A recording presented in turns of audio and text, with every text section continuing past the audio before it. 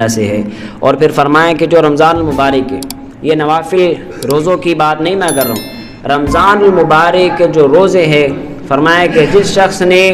ایک روزہ 30 روزے نہیں، 4 نہیں، 5 نہیں، 10 نہیں، فرمایا کہ جس شخص نے ایک روزہ، صرف ایک روزہ بغیر کسی حیل و حجت کے، مانا کیا کہ بغیر کسی وجہ کے اس نے رمضان المبارک کا روزہ چھوڑ دیا، بغیر کسی وجہ کے، نہ بیمار تھا، نہ سفر پر تھا، نہ کسی قسم کی کوئی حاجت تھی، نہ کوئی ڈر تھا کہ روزہ رکھوں گا تو بیماری بڑھ جائے گی، شوگر بڑھ جائے گی، فلاں ہوگا، یہ ہوگا، وہ ہوگا، نہیں، بغیر کسی وجہ کے اس نے جو ہے وہ روزہ چھوڑ دیا، تو فرمایا کہ وہ رمضان المبارک کے علاوہ ساری زندگی، سارا زمانہ جو ہے وہ روزے رکھتا رہے تو اس بندے کو وہ ایک روزہ چھوڑنے کا ثواب اس کا پورا نہیں ہو سکتا ہے۔ اللہ اکبر، رمضان المبارک کے روزوں کی اتنی بڑی فضیلت ہے۔ اور پھر فرمایا کہ جو شخص رمضان المبارک کا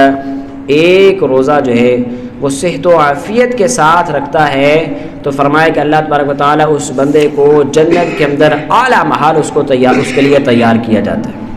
جنت کے اندر اعلیٰ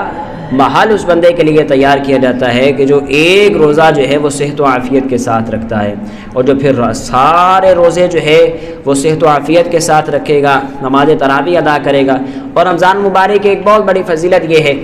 آپ نے عام دنوں کے اندر نماز ادا کی، نوافل ادا کیے، آپ کو 2 نفل پڑھے، آپ کو 2 نفل پڑھنے کا ثواب ادا کیا گیا، لیکن یہی 2 نفل آپ نے رمضان المبارک کے اندر ادا کیے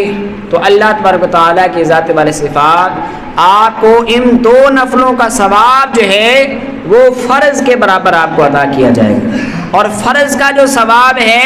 وہ رمضان المبارک کے اندر 70 گنا بڑھا کر آپ کے نامہ اعمال کے اندر لکھا جاتا ہے۔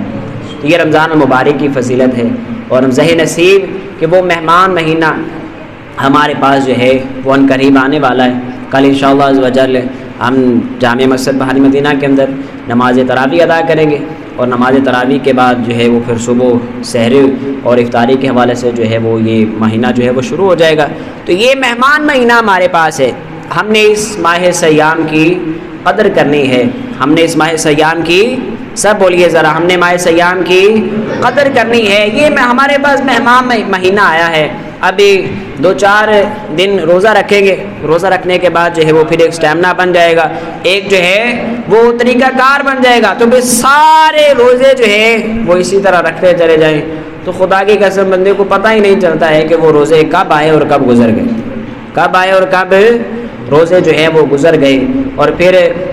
میں ایک اور بات عرض کرتا چلوں کہ اکثر جو ہے وہ اس بات کو جو ہے وہ دلیل بنائی جاتی ہے کہ ماہ سیام آ گیا ہے، اب جو ہے وہ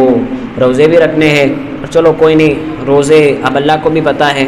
یہ عجیب سی جو ہے وہ ہمارے ذہنوں کے اندر ایک خلش، میں تو اس بات کو کہوں گا خلش ہے، ایک وہم ہے، ایک گمان ہے۔ اللہ کو بھی پتہ ہے کہ ہم نے جو ہے وہ کام کاج کرنا ہے، ہم نے جو ہے وہ فیکٹری میں کام کرنا ہے، میں بڑا سخت کام کرتا ہوں، میں جو ہے یہ فلاں کام کرتا ہوں، میں فلاں کام کرتا ہوں، تو اس وجہ سے لہٰذا میں روزہ جو ہے وہ نہیں رکھ سکتا ہوں۔ تو میرے بھائی یہ دلیل آپ کے پاس جو ہے یہ ہرگز دلیل نہیں، یہ صرف ہمارے ذہن کا ایک خلجان ہے، ایک وہم ہے، ایک گمان ہے۔ آقا علیہ السلام کے حدیث مبارکہ ہے، فرمایا کہ ایک بادشاہ وقت جو ہے، ایک خلیفہ وقت جو ہے، اس خلیفہ وقت کو اب وہ سارے جو ہے وہ لوگوں کی اپنی رعایا کی معاملات کو دیکھ رہا ہے۔ ایک بادشاہ کو جو ہے وہ ایک روزہ کی جو ہے وہ رخصت نہیں، ایک نماز کی اس بندے کو جو ہے وہ رخصت نہیں ہے کہ تمہیں جو ہے وہ رخصت دے دی گئی، لہذا تم رعایا کے جو ہے وہ معاملات کو دیکھ رہے ہو۔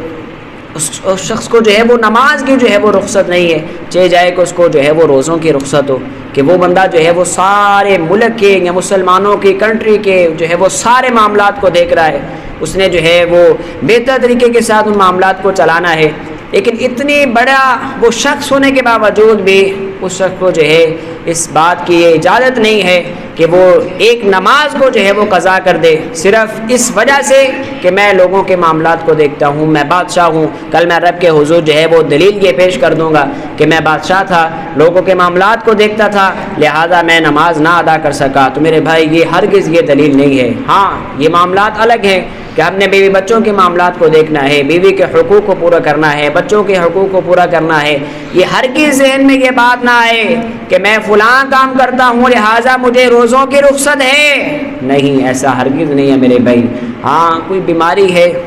اوائل عمر ہونے کی وجہ سے، بڑی عمر ہونے کی وجہ سے روزہ اگر رکھے گا تو بیماری بڑھ جائے گی، بیماری بڑھنے کا خدشہ ہے، وہ ایک الگ بات ہے، لیکن اس شخص کو بھی روزوں کی قضا کرنے کا حکم ہے، معافی اس بندے کو بھی نہیں ہے، روزوں کا فدیہ ادا کرے، فدیہ ادا کرنے کا اس بندے کو حکم ہے، روزوں کی رخصت کا اس بندے کو کسی صورت میں جو ہے وہ اس کو اجازت نہیں ہے۔ اور اسی طرح اللہ ہم سب کو ماہ سیام کے روزے صحت و عافیت کے ساتھ رکھنے کی توفیق عطا